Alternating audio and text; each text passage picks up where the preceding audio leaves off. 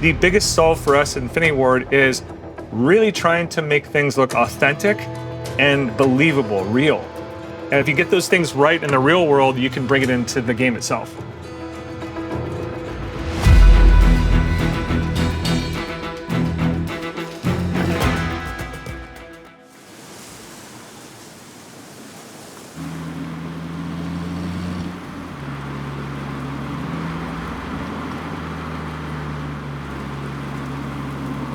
Ever since I was a kid, we didn't have a whole lot of money for toys and stuff like that. And so I made my toys sometimes. I would make toys out of plywood and stuff when I was getting older. I was heavy into model making because I loved Star Wars. And so I just grew up with a fascination of model making, kit bashing, and all this other stuff. And I do better when I have some physical thing in front of me to build from, and I can look at it and twist it in the light and things like that.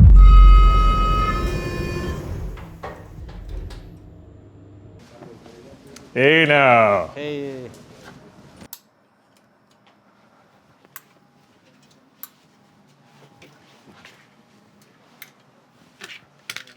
Yeah, there he goes. We build a lot of live action suits and all these builds and stuff. Ghost is one of them, and this is the appliance that we'll use. It's a foam appliance, easy to work with.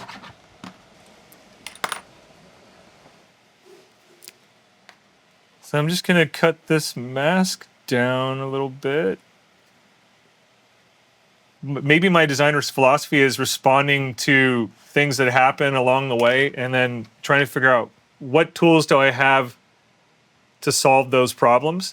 But when we're doing stuff like this, it needs to be like visually consistent with modern warfare. So that means as real as you can make it. And I think that's really why it's important to not just draw this stuff, but build it for real.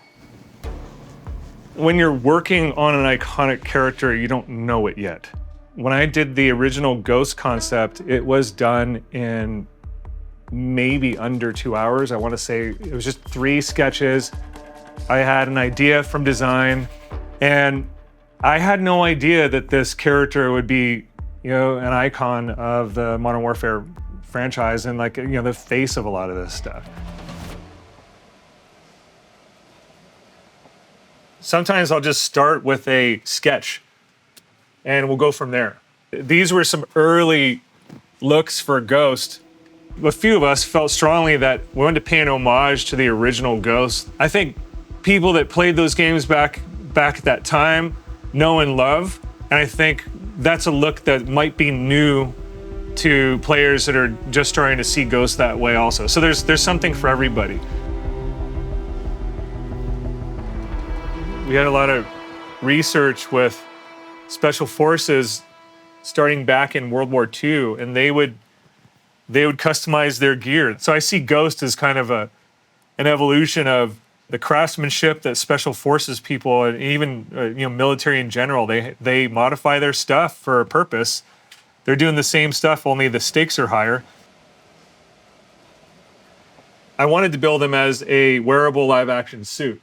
So I've been getting some people that wear the suits. I have to kind of think about ergonomics. And because of that, it has those ergonomics built into it.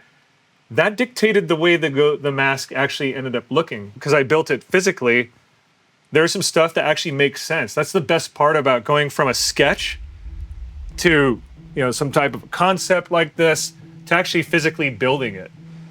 What I'm really excited about with the Vault Edition is that this version of Ghost becomes very special after the events of Modern Warfare 4. So that really is why I think it was important to take so much time and effort to realize this character and build this character out. His presence in this part of DMZ really represents a next step into what I would consider like new places to go in Modern Warfare. Even their blueprints tie back to there's some meaning in it and context and how it fits into the world of DMZ. So I am really excited about that. I'm super excited to see what people think about this when it's released. This is Ghost's AK. It has an Apex attachment, and it has like a drone killing attachment, which I think is pretty dope.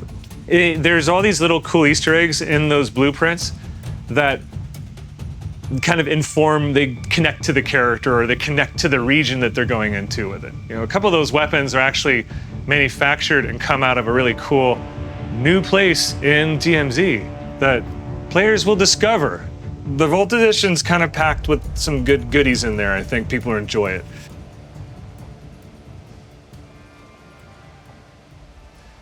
I don't like when things look perfect.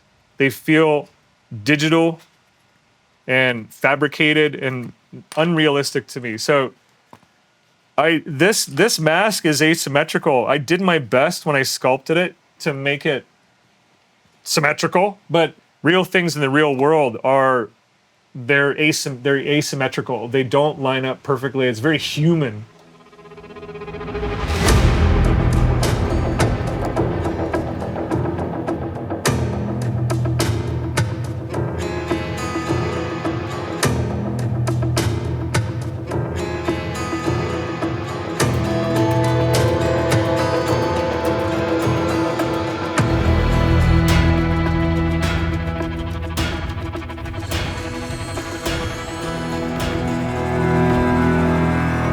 This is Tom Sacklesay. He's an extraordinary character artist, concept artist. And you want to talk about iconic characters. I think Tom is responsible for some of the, some really iconic characters in the Modern Warfare franchise. Like this character, like Joel just built the mask. He gave me the mask. I took a photo of it, put it on a body, passed it back to Joel. He worked on it. We do a lot of collaboration. Send it to the character team. They start to model it. We go back. We do some tweaks. So there's a lot of back and forth collaboration that happens. But yeah, sometimes it just starts with something that Joel just puts together, and then we'll make it into a full character.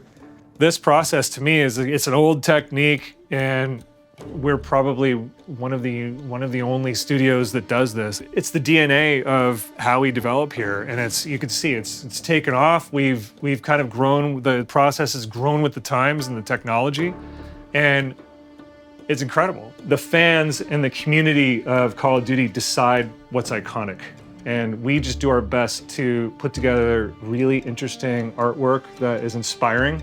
Yeah. And he's got a couple on this project already. I've got the feeling they might be, like the community might see it the same way, but I feel they're iconic already. They're really badass.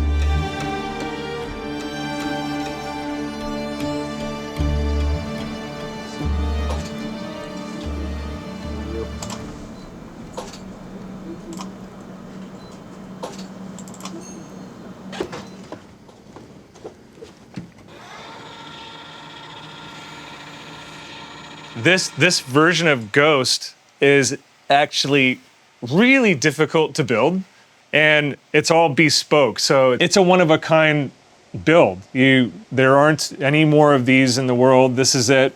And down to all the scuffs and everything, they're all unique to this mask. So this is it. This is the source of this character right here. This is the Vault Edition Ghost mask.